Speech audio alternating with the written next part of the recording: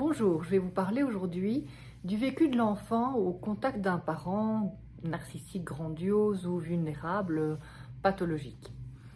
Donc cet enfant a vécu une relation fusionnelle avec son parent car celui-ci est resté fixé en deçà de l'âge de la séparation avec la mère suite à un manque d'empathie d'un ou des deux parents durant son enfance.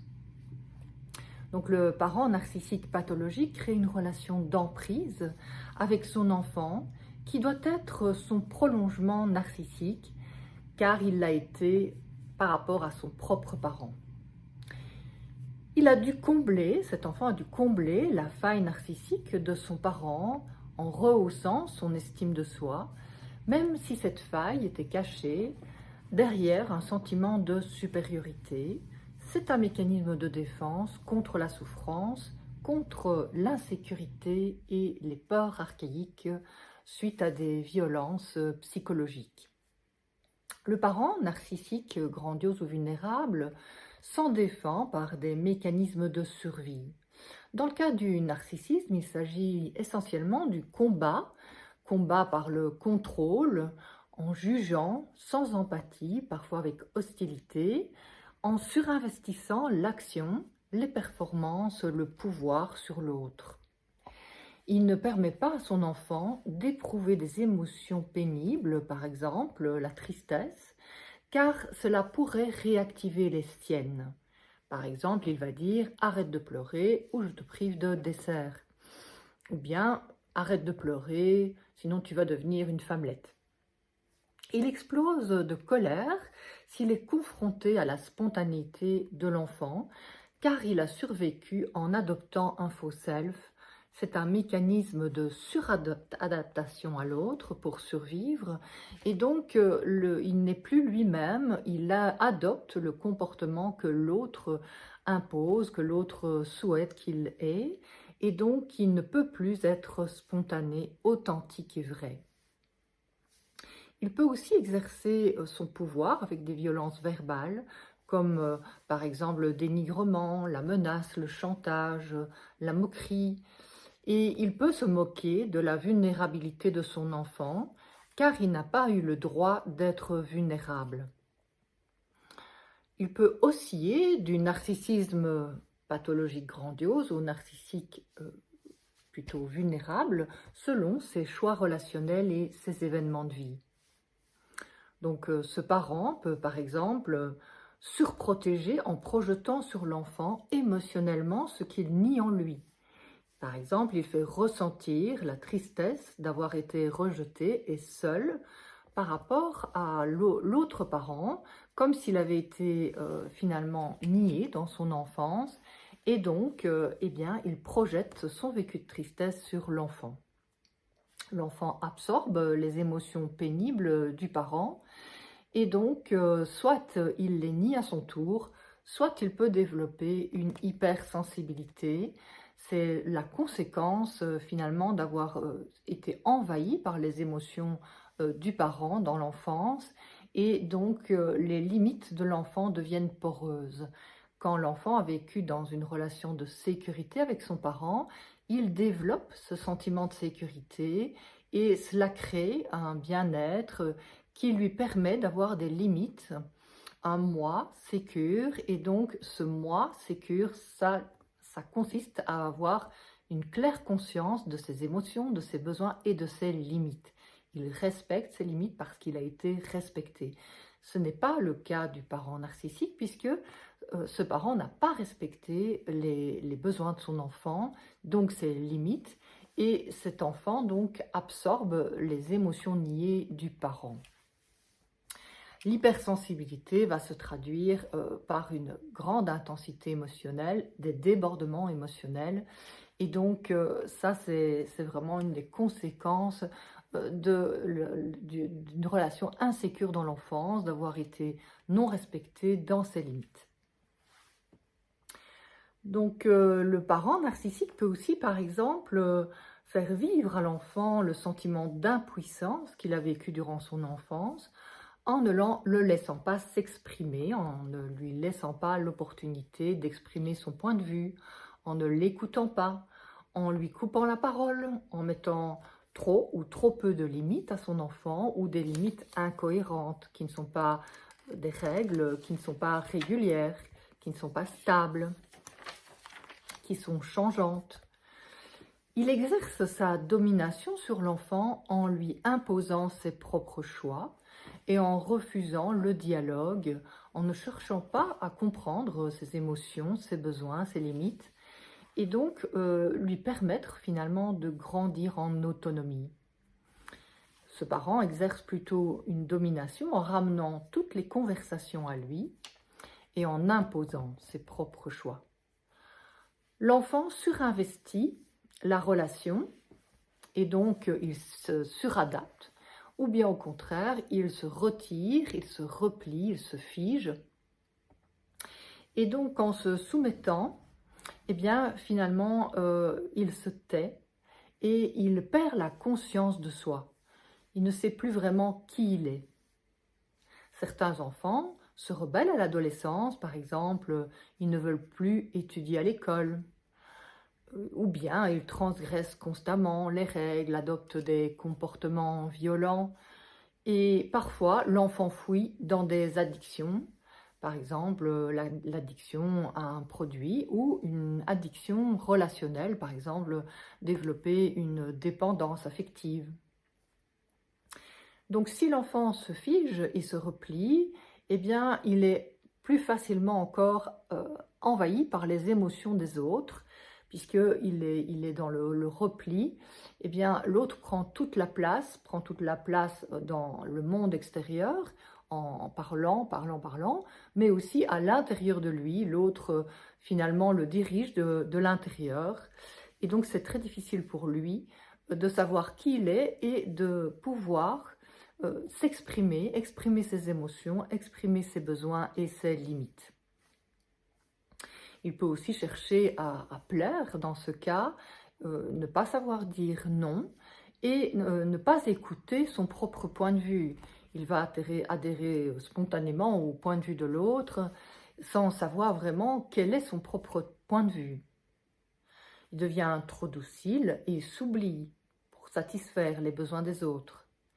Il développe dans sa vie affective une tendance à l'évitement de l'intimité émotionnelle. Soit il domine et il impose à l'autre ce qu'il est, ou bien, au contraire, il se soumet. Et avec timidité, il s'efface pour l'autre, il laisse l'autre diriger sa vie.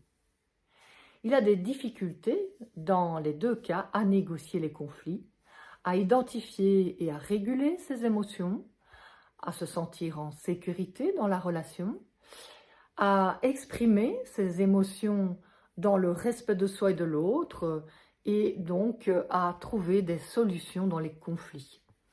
Donc la gestion des conflits est très difficile pour l'enfant d'un parent narcissique, puisqu'il n'a pas eu de modèle de ce qu'est une relation finalement sécure, où il y a une écoute mutuelle et une possibilité de dialogue, de négociation, puisque le parent narcissique refuse le dialogue et soit se victimise dans le cas d'un narcissisme pathologique vulnérable, et dans ce cas, l'enfant devient le sauveur du parent, ou au contraire, dans le cas du narcissisme pathologique grandiose, il impose et dans ce cas, l'enfant finalement se soumet et ne sait plus finalement qui il est, ne sait plus prendre sa place dans un conflit et négocier.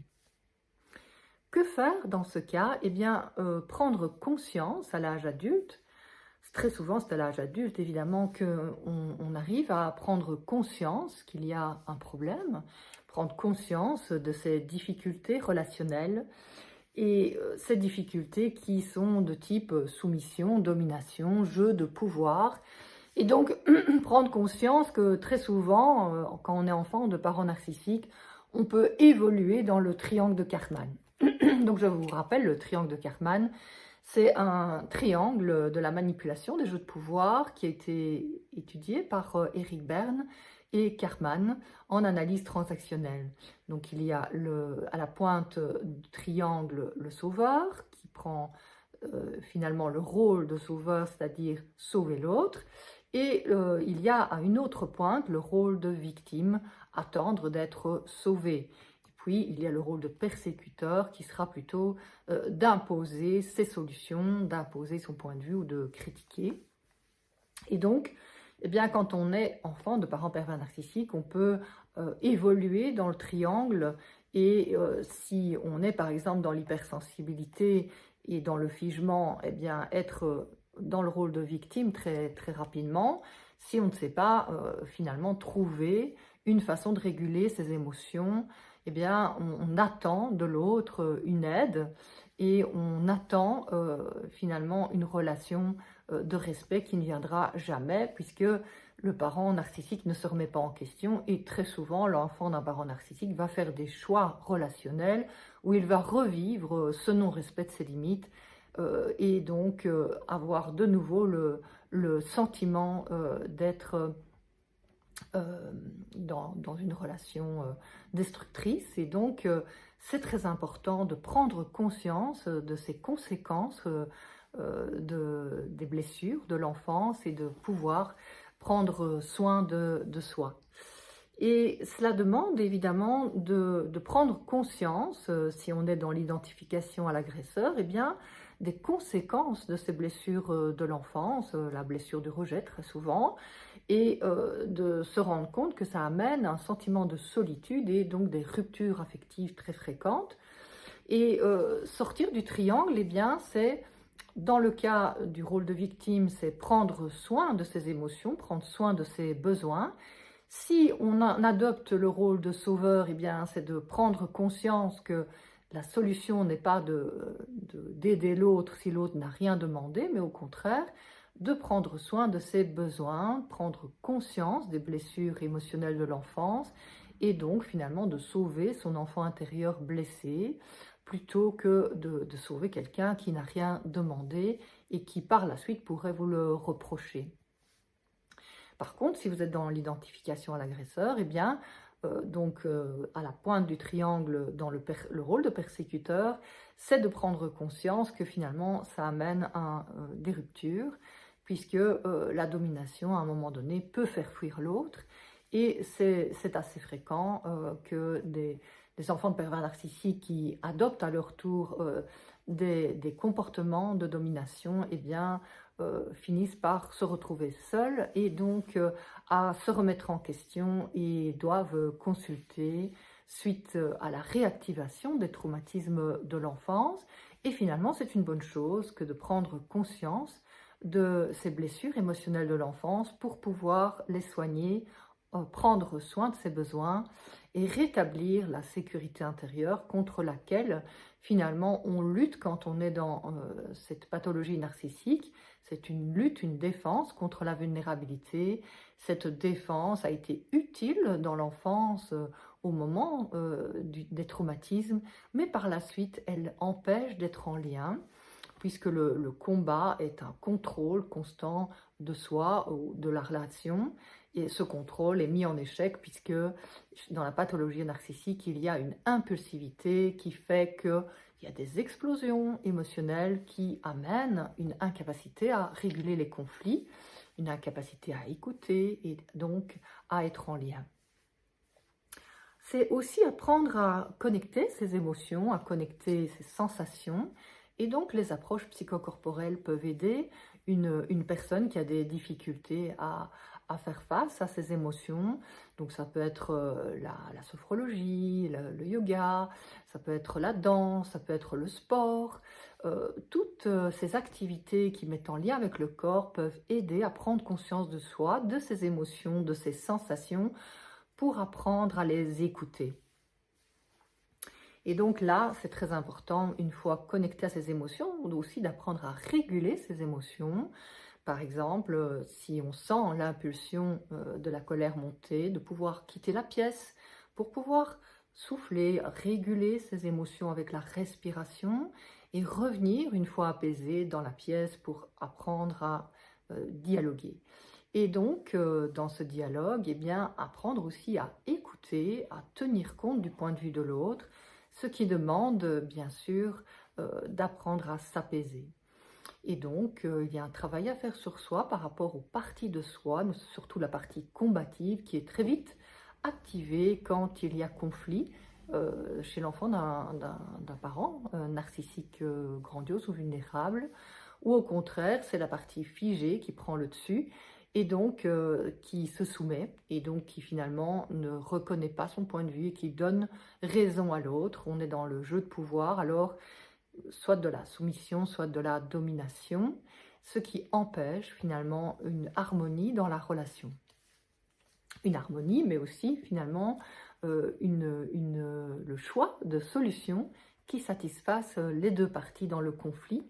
Et ça, c'est pas une solution. Au contraire, à un moment donné, celui qui est lésé et qui n'y trouve pas son compte, eh bien, il va exploser ou bien il va se retirer et couper le lien.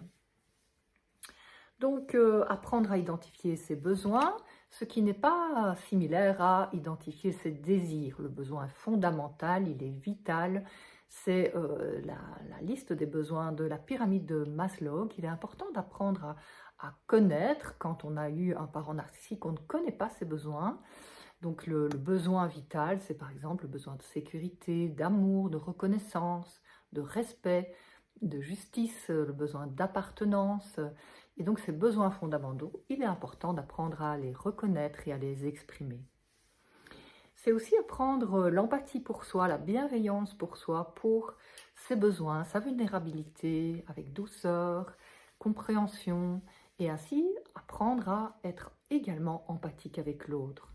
C'est aussi apprendre à tenir compte de ses limites, des limites de l'autre, et ainsi pouvoir mieux gérer les conflits. Définir ses propres objectifs de vie est essentiel puisque quand on était enfant de parents narcissiques, on a dû s'adapter, s'hyper-adapter et s'oublier ou au contraire finalement s'identifier au projet de l'autre et ça, c'est pas une solution pour soi puisqu'à un moment donné, on perd le sens de sa vie, on perd le sens de ce que l'on est vraiment. Si vous voulez en savoir plus, vous pouvez lire mon livre, Le narcissisme, créateur ou destructeur, paru aux éditions Ellipse en juin 2023. Et vous pouvez mettre un j'aime si vous avez aimé cette vidéo. Bonne journée!